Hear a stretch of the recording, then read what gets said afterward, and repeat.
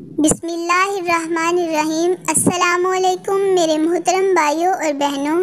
10 محرم الحرام حضرت امام حسین علیہ السلام نے ساحل فرات پر لشکر یزید سے خطاب میں اپنے اس دائمی منشور کا اعلان فرمایا، جس پر عمل کی صورت میں تا قیامت سب کے لیے بلائی ہی بلائی ہے۔ اللہ کے بندو، اللہ سے ڈرو اور دنیا سے ہوشیار ہو جاؤ۔ اگر دنیا کسی کے لیے ہمیشہ باقی رہنے والی ہوتی اور کوئی دنیا میں ہمیشہ باقی رہتا تو انبیاء کرام ہمیشہ باقی رہنے کے زیادہ مستحق تھے۔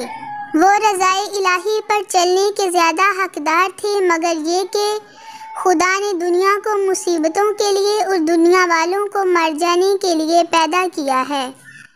دنیا کی ہر نئی چیز پرانی ہو جانے والی اور ہر نعمت زائل ہو جانے والی ہے۔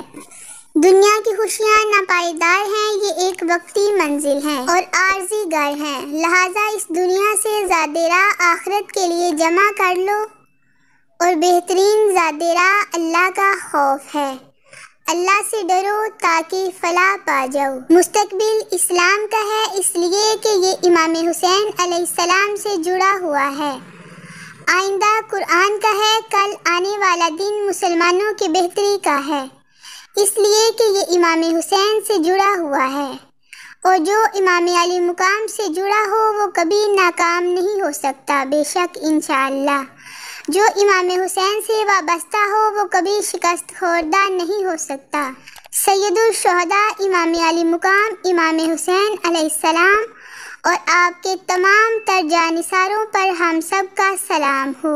میرے محترم بھائیوں اور بہنوں، آپ سے گزارش ہے کہ ویڈیو کو لائک اور چینل کو سبسکرائب کر دیں۔ اللہ تعالیٰ مجھے اور آپ کو دونوں جہاں میں امام حسین علیہ السلام کا ساتھ نصیب فرمائے۔